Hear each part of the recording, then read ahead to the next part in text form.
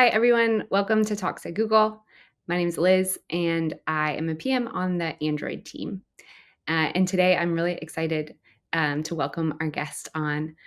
Kara Loewentheil is the founder of the School of New Feminist Thought. She hosts an internationally top-ranked podcast called Unfuck Your Brain. She graduated from Yale and Harvard Law School. She transitioned from being a lawyer to a life coach.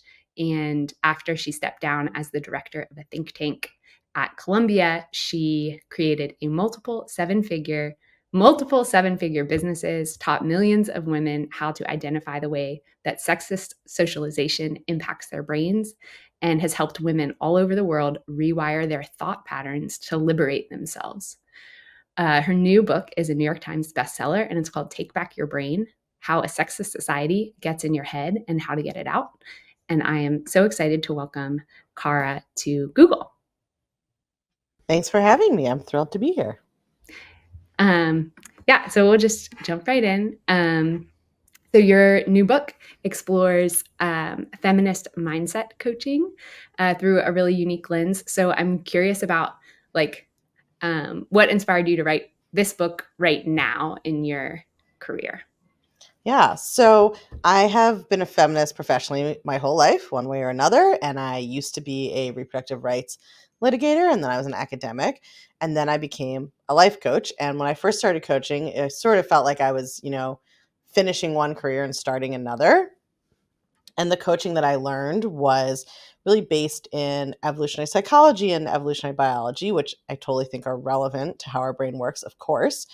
But as I got kind of further into my coaching career and I worked with more and more women, I started to feel like there was something missing. And I think of it as like a three-legged stool, sort of. We have traditional talk therapy, which focuses a lot on the influence of your family of origin, your upbringing on who you are and how you think. And that's totally true and important. And then the coaching world, which had been a lot of the concepts were created by men and often, white men, was really focused on evolutionary biology and psychology and this kind of like hacking your brain and, thinking of everything in terms of sort of evolution. And that's also definitely an important part of why your brain works the way it does. But we were missing this whole third piece, which is the impact that the way society treats us and the way society talks to us has on our minds. And I think that the people who invented most of traditional therapy and coaching weren't really thinking about that, because a lot of them were, straight, white, cis Christian men who had the kind of already were like considered the norm and considered themselves the norm. And so didn't necessarily think about this. So it's not that the things from those disciplines aren't useful and true, but it's just that this whole piece was missing. Because if you are a woman or another marginalized identity, and certainly if you have more than one marginalized identity, you are absorbing constantly messages from society about like who you're supposed to be and what's valuable about you and how to think about yourself. And that obviously has a huge influence on how you think. But when I came to the coaching world, that was sort of not part of the conversation. And so my work over the last 8 years now maybe has been to make that part of the conversation. And then this book is really my attempt to put that conversation in one place so that somebody can start the book knowing a lot about how their brain works or nothing, and still come out the other side feeling like they now understand why they have a lot of the thoughts that they do, and they have the concrete skills they need to be able to change them. Yeah, that's so good. That's one of the things I really appreciated about your book was it had a really good balance of like, here's what you can control, and also here's what you have potentially absorbed. And that like, it's not your fault that those things were said to you, which was really affirming. Okay, another thing I really appreciated was that you defined success specifically in the book, and it's kind of in a unique way. So, how do you go about thinking about like the word success, or like what it means to be successful in personal development? So I think it's really important for people to decide what that means for them, because what we're taught by society is a very specific set of kind of ideas. And I think it depends on who you are. You get different messages about what it means to be successful. And I was somebody who, for instance, had a very successful career that I went to Harvard Law School and I clerked on a federal appeals court. And then I did a bunch of fellowship. I had a litigation fellowship and I did academic fellowships. And I was like on the path to becoming a law professor. So the allegedly kind of top of that field. And that was like very successful in the mainstream sense, but it was not really something that I loved doing or felt kind of passionate, or I felt very passionate about women's rights, but not about the container of law or legal scholarship. And so, I had to decide like what is successful to me? What does success mean? And I think for people socialized as women especially, success is sort of held out as this thing of like, if you're just successful in all the ways society tells you you need to be, then you'll finally feel good enough about yourself. So you're just successful at making your body look a certain way, and you're successful at going up the relationship escalator in a heteronormative relationship and then having children, and you're successful in your job. You just need to be successful at like 10 things all at once according to social standards, and then you'll finally feel okay about yourself. And that never happened. And that never does happen. And for me, as I was like going along collecting brass rings, by the time you get to like the 15th brass ring and you still feel terrible about yourself, you kind of at that point have to be like, okay, maybe the system is not working. Like the 16th brass ring is not going to be the thing that finally makes me feel amazing.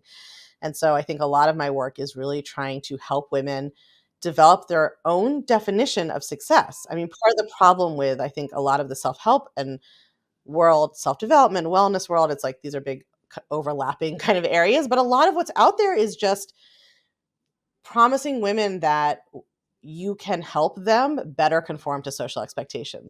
So it's like, buy my program to lose weight so you can finally feel good about your body. Like, do this program to finally get a husband so that you can finally feel good about yourself, right? Because also they assume everybody's straight and then everybody wants to get married and everybody's monogamous. Like, and so even when sort of some of these problems are noticed, the solution being sold to us is just like, try a different way to conform.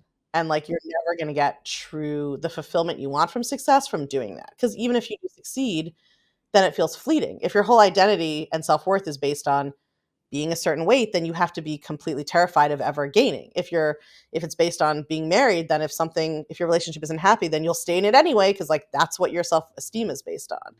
So even when you achieve the sort of mainstream versions of success, if you want them, that's awesome. If they're not truly what you want, then they just become a prison of their own kind. Mhm. Absolutely. Yeah, I also really appreciated Kara's book is kind of split into these sections that address each of the sort of big societal expectations Mhm. for us, and then how to like redefine success in each of those. So it felt like really practical as like a Mhm. self-help book, because it's like these are the steps within each kind of topic area. But yeah, it's also really different than any self-help book I've ever read. And one of the reasons is because of how I think you have a pretty provocative idea about like thoughts and feelings and the relationship between thoughts and feelings. Could you tell our listeners a little bit about like what your philosophy of like thoughts Yes. and feelings? So I first of all, it not being like the other self-help books you've read, I take as like a great compliment. Because I mean there are good self-help books out there, obviously, and I'm proudly in that category because I think women and marginalized people have to help themselves. Like the whole point is the mainstream society is not going to help you. But I really wanted to bridge the gap between analysis of like power structures that gives you no like now what are you supposed to do, and self-help that doesn't take any account of power structures and just pretends that you live in like a vacuum. So the model I use in the book for thoughts and feelings is really based on cognitive behavioral psychology, cognitive behavioral therapy, and that is the model in which your thoughts cause your feelings, or they would call it your emotions, which produce your behaviors, and I call those like your actions or inactions. And the truth is, there's different models in the world about how about kind of where emotions come from and what comes first, thoughts or feelings, but what I know for sure from having coached so many women and changed my own thoughts is like, even if you have a different model you believe about like the origin of feelings, once a feeling arises in your body, you then have a thought about it, right? So like if we may feel a fleeting sadness, which is just like part of the human condition. Even if you can't identify a thought that caused that, even if it's something else, because your brain has been socialized to think, well, you're sad because there's something wrong with you and you're doing something wrong. And it's, this thing in your life that's the problem. If you're obsessed with your career, you're going to blame it on your career. If you're obsessed with dating, you're going to blame it on dating, right? It's like whatever your brain has been programmed to decide is like the thing that's wrong with you. Anytime you have even a fleeting emotion, your brain is going to associate those things. So I kind of always say, like, I invite people when they read the book to try on this model of how the brain and thoughts and feelings work. But even if you decide you believe a different model, everything else is still relevant because you're still telling yourself a whole bunch of stories about who you are and who you're supposed to be that are making you feel terrible and making you play small. And those you can actively change. Neuroscientists might disagree about the complicated nature of thoughts and feelings causing each other, but nobody says, no neuroscientist that I've ever seen says, yeah, you can't change your thoughts just once you have them, that's it, and you're stuck with them for good, right? Everybody agrees in neuroplasticity and the ability to change your thinking. But a lot of self-help that's out there doesn't really teach you how to do that, right? It just tells you like, so believe in yourself. And you're like, great. If I knew how to do that, I would already be doing it and I wouldn't be reading this book. And so that's why I really try to, every chapter in that book has like, yes, historical, social context, political context, but also really concrete exercises of like, here's literally what to do to change the way you're thinking. Yeah. I think one of my favorite parts of the book was like you talked about thoughts are not facts and that like you Mm-hmm. don't have to believe every thought that you have necessarily. And then like the idea of replacing thought non-factual thoughts with factual thoughts or Yeah, I positive mean, that thoughts. Yeah. blew my mind when I learned that not everything I thought was true. And especially, I'm sure for people watching this and for me, like I was someone who grew up with a great deal of reliance on my brain, right? Like being smart, being a critical thinker, being analytic. Like my brain was my success path. So, and a lot of the women who come to work with me are like that. They're like very smart, very high educated, very high achieving. And so it's like both freeing and destabilizing to realize that like the thing you pride yourself on that has served you in so many ways may not be telling you the truth about things like your worth, your value, your skills, your abilities, your attractiveness, your potential, like what's possible for you. And so learning to kind of differentiate between like thoughts based less on like, is this factually true? Can I prove it? And more, because your brain can always find evidence for almost anything, and more on, well, what happens when I think this thought? Like, how do I feel and how do I act? It's a it's a leap of faith to like try evaluating your thoughts in that different way, but that has changed like every area of my life. And I think it actually just like gives you something to kind of use to determine what to think and how to move forward. It's changed my brain too so far. One of the things that I also really liked and it made me feel really connected throughout the book was that you used like a lot of storytelling and like stories from some of your clients or people involved in your coaching. And so I'm just curious if you have any particular like stories or feedback that you felt like really helped shape or influence the content of the book. Hmm. I mean, it's certainly influenced just by like all the women that I have coached over the years, but I think that, and of course, I included stories in the book from my some of my students and clients who wanted to submit them. But I think throughout the book, I also talk about my own experience because on some level, like I'm my first case study. Like even if I had tested this in 10,000 women, but I had never used it on myself, I don't know that I would like believe it as strongly because your brains always wants to tell you that like, well, but you're different or like worked for them for some other reason and not for you. And I think I know like my own story and how different my life is now than what it was like before is to me the biggest evidence. Like the idea that I was somebody who could like abandon a very mainstream successful career when I was someone who was like very attached to the prestige of that work and to that and to being in the nonprofit world and be, to all of these elements of that I would like quit that to become a life coach and start a business and become an entrepreneur is like, and that's not everybody's journey. Some people maybe need to go the other way.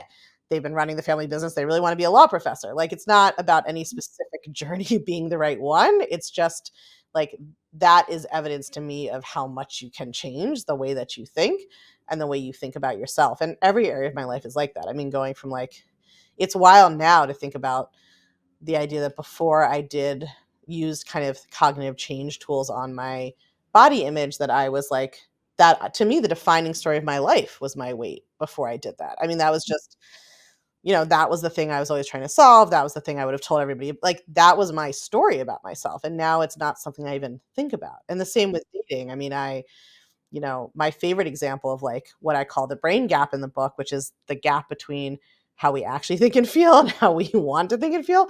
My favorite example is me, because when I was dating was when this was like the most acute to me, because I would be, the prefrontal cortex and like more evolved part of my brain was very clear that some, dude whose last name I don't know, who is ghosting after one date from Tinder, is like not the love of my life and doesn't even know anything about me and shouldn't matter at all. But the like primitive part of my brain that associated romantic rejection with dying alone and like was really invested in continuing my story about not being lovable was like, that's it. This person is the absolute arbiter of like our worth in the world. And so that split brain experience you have, where like the upper part of your brain sort of is like, this doesn't even matter.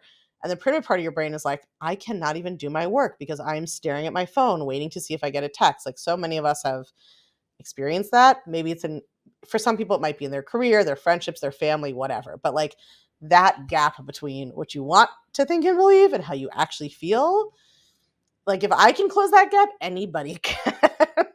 I was not, I just always feel like it's so important to be like, I was not like born chill. That is not, I did not come out this way. Like, I have done all of this work. And I mentioned to you before we started, I'm getting married in 2 weeks. And by no means do I think marriage is the like apex of a woman's life. And in fact, when people congratulate me on getting married, I like to be like, thanks, getting on the bestseller list was a really big accomplishment. Like, it's not, getting married is not going to be the best day of my life or the most important day of my life, but it is a testament to the work I was able to do to like believe that I was, worthy of and up to like a loving relationship that I didn't used to believe I would ever Yeah, have. that makes a lot of sense. I like the gap you talked about, and then doing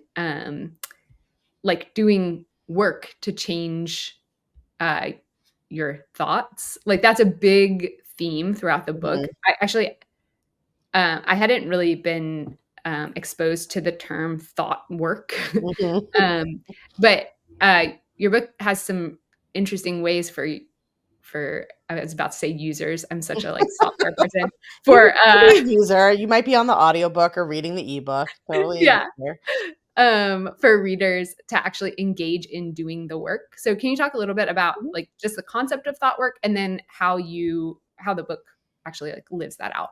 Yeah, and I'm not surprised you hadn't heard that term. I don't think that's like a super, it's like a Okay. in the cognitive coaching world, it's common, but when I talk about thought work, what I really mean is sort of the way I teach it is like a three-step thing, which is one, just becoming aware of what you're thinking. Most of us have no idea what we're thinking, even those of us who think we're very self-aware. I was that person. I had gone to talk therapy for a long time. I could tell you the whole story about like why I am the way I am and what all are the patterns and blah, blah, blah. But that was all this like intellectualizing kind of. I didn't actually know what like the voice in my head was saying all the time. And I didn't know what a lot of my subconscious beliefs were. So it's becoming aware of what you're thinking.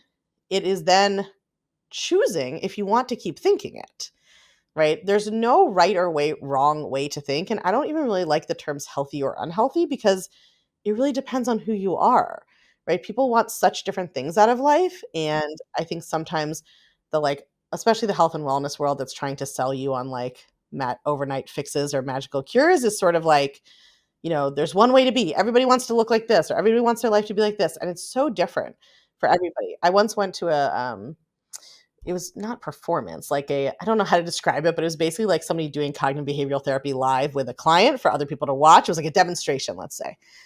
And the patient was talking about wanting to like go live in a monastery. And the therapist was like sort of talking him out of it. And I just remember being like, that's not what I want to do with this work, especially for people who are marginalized and women. Like, society is always talking us out of everything that like matters to us or wanting to ever do something different. And I just remember so strongly, it was like only my first year as a coach. And I was like, how do you know he shouldn't be a monk? Like, maybe that is what he wants to do, right? Like, everybody's path is different. So, um, I think that like using these tools is about like number one, don't jump from like, oh, I see a thought and like it's probably bad and I shouldn't have it. I have to change all my thoughts. It's like, what are you thinking? Looking at how that thought plays out in your life, do you even want to change it? And the truth is also, even if it's not serving you, you don't have to change it. Like, women also come into wellness work or self-development work and then they're like, "Great, I'm going to do this perfectly and get an A and solve all my negative thoughts and like fix myself with this so that then I get it it's perfect," right? It's like I'm going to get an A in therapy, I'm going to get an A in coaching. I'm like, "No, you're a human." So you got to decide truly for yourself, do you want to change this thought? Sometimes it's easy, sometimes it's hard. Like, you have to really decide if it matters to you. And then if we've really done 1 and 2, then yes, here's how you change your thoughts. In the book, I teach something called the thought ladder, which is a technique that I teach that helps you take small steps to change your thinking. Because a lot of people have heard about affirmations or positive thinking or kind of mantras in the non-actual Buddhist meditation way, just in the like a thought to say way. And people have tried them and they don't work because you're trying to believe something that's too far from where you are. So, if, for instance, if your thought is that you are incompetent and everybody at your job is going to find out as soon as you make that one big mistake, trying to believe I'm an amazing developer is like not, you don't believe it. So, you can say the words in your mind, but you get no emotional payoff. You don't feel any better. But we're always trying to go to like the most positive version. And instead, what works is coming up with small baby steps that you actually get a little bit of physical relief in your body from that negative emotion you're having. So it might look like it's not statistically possible that I'm the worst developer that's ever lived, or it's possible that my brain is wrong about this, or even if I do make a mistake, I've also created several successful programs before. It's like much more concrete and like low stakes. It's not dramatically positive. When you work on those like baby step or ladder step thoughts, as I talk about in the book, that's when you can actually get your brain on your kind of engaged in the process of like wanting to change your thoughts. I really appreciated there's lots of exercises involved in the book that are just as tactical as what you just talked about, is Mhm. like break a big think better about yourself down into like actionable tactical steps. Yeah, that's the Um, only way it works. When people come into coaching, they're like, I just have low self esteem. I'm like, nobody knows how to solve that. What's the like last mean thing you said to yourself? Let's start with that and let's work on that, right? Like trying yeah. to think at this upper, even if you identify, that's what like intellectualizing is like seeing those patterns and those patterns may Mhm. be true, but it's too it's up here. Changing it Mhm. isn't sort of plausible. It's like we have to build from the bottom up. Like if we change a couple of your specific mean thoughts about yourself one by one, that's what's going to add up to better self-esteem overall. Mhm. That reminds me of that something I think you said on one of the podcasts I listened to was, like, the self-esteem chapter was one of your what's maybe your favorite chapter, or Mhm. like, the most important chapter because it's about our relationship with Yeah. ourself. So can you talk a little bit about that? Yeah, I think that that's the core of the book in some sense, right? Because all of these things that I'm supposedly writing about, like dating and money and time management, like those things exist in the world. But fundamentally, the thing that's driving the way you're approaching all of those things is your relationship with yourself. How you show up as a parent has to do with what you think about yourself, especially as a parent. How you show up with your money has to do with what your beliefs are about yourself and money. And women are socialized, especially, to always be evaluating themselves, right? Constantly be like judging and critiquing and evaluating. Like, no, no woman I know can like get through even the first hour of her day without having a bunch of evaluating thoughts in her brain. Like, you wake up and then it's like, did you wake up too soon or too late? And like, what is your morning routine like? And is it the one you're supposed to have? And like, is today the day you really should start that juice cleanse? And then like, what are you wearing? And then how does it look? And then like, what does your skin look like? Do you look tired? And then like, we just constant, right? And so that I think is really, of course, people of all genders can have self-critical thoughts, and many do, especially if you have other marginalized identities or depending on your childhood or whatever. But there is something very specific to the socialization women get, I think, that has us really alienated from ourselves and regarding ourselves as like these objects in constant need of critiquing and improving and evaluating and like fixing. And so, and that creates this like really, fundamental like break in your relationship with yourself, because now your relationship with yourself is just that of a constant critical taskmaster. And your relationship with yourself is the longest relationship you will ever have of your whole life. And most women give it approximately zero attention. And we are taught to give so much attention to our relationships with everybody else. So to me, all of this work is about making a woman's relationship with herself like a safe place to be, right? Like creating safety with yourself. And when you do that, you actually have way more to give back to other people in the world, right? People think that thinking positively about themselves, well, women think this. Women think that thinking positively about themselves will make them like arrogant, narcissistic sociopaths, which is also like what society tells us. Like, you care at all about what you think, you will become unhinged and destroy society. That's not true. And my experience is that people who are self-loathing, like certainly I used to be, I thought about myself all the time because I was constantly thinking about what was wrong with me and how much I sucked and what I needed to change and when I was going to be perfect. And oh my God, now that I actually like myself, I just don't think about myself that much. It's not a constant, all-consuming thought. So we have it exactly backwards. The nicer you are to yourself, the more you have to contribute to the world. Yeah, that is so good. Like, I'm, like, having revelation right now in this very conversation because it really is, like, the self-criticism becomes selfish, it really is, Yeah. and so that's the end of the book is that you kind of, like, point readers outward towards, like, once you've done this work, you actually are freed up to, like, Yes. go do good in the world, which I loved. So can you just talk a little bit about, like, um, yeah, what does this free us up to do, or how does this free us up? And Yeah. then, like, what are your hopes for the book? Like, not just the individual readers, but like for maybe even like the industry of Yeah. self-help at large.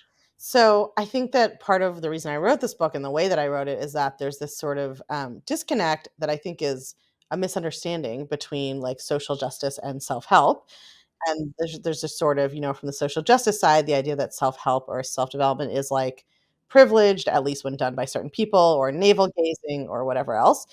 And then from the self-help world, there's often just a total unawareness of anything happening in the rest of the world, right? Or like you can manifest anything, or it's basically pull yourself up by your bootstraps, but using your brain or like vibrations or whatever. And I think that misses like an incredible nexus between them, because first of all, the only people who can ever change the world are people who heard what society told them and said, no, I don't think so. Right? Like, no, I don't think that just because I am a woman, I'm too dumb to vote or shouldn't be allowed to own property, or, it should be okay if someone has sex with me against my consent. Like, anybody who changed the world, it was because they had a different mindset and they didn't believe what society told them. So the idea that you can get social change without liberating the minds that have to do it, to me seems completely erroneous. And the other way around, like conversely, this kind of work is most powerful, I believe, for people who are marginalized, who are facing systemic discrimination or oppression, because the last thing you have that you can always control is your own mind, your beliefs about yourself, your relationship with yourself. A lot of my work is based on the work of Viktor Frankl, who was a psychologist and philosopher, and a Jewish man who lived through the Nazi death camps and wrote Man's Search for Meaning, in which he writes that, I'm going to butcher the phrase. You'd think I'd memorize it by now since I talk about it all the time, but I always have to paraphrase it. But it's like the last freedom left to man is the freedom to determine his own attitude, or one's own attitude, no matter what the circumstances, right? No matter what the situation. So to me, the work of making the world better and the work of freeing yourself from your socialization are absolutely intimately entwined. And it's just a tragic misunderstanding that people even think that they're separate. And I hope that the book will reach so many women who may not ever listen to a podcast or aren't watching this on YouTube or whatever else. I hope that the book will be a vehicle, because I really, you know, I don't have, there's no specific life I want any woman to have. I want a woman to have a life she chooses for herself. And so many women are just living on autopilot based on what their parents or society taught them. And I want women to have a relationship with themselves that allows them to dream big and go for what they want, and also just feel better about themselves day to day. I love that. I think that's a great place to end. I thank you so much for taking the time to come talk at Google. If you're listening to this, go buy Take Back Your Brain. It really will change the way you think and change the way you think about yourself, and then free you up to go engage in the world in a really positive way. Or help you Um, understand the women in your life better if you or that, yes, yeah. You don't have to be a woman. I That's definitely great. was. My brother's always texting me like, "A lot of this feels relevant to me. What's happening?" And I'm like, Yeah, "Oh, I read several things out loud to my partner who's not a woman. So, there you go. thank you so much, Kara. I really appreciate you. Thanks for having me."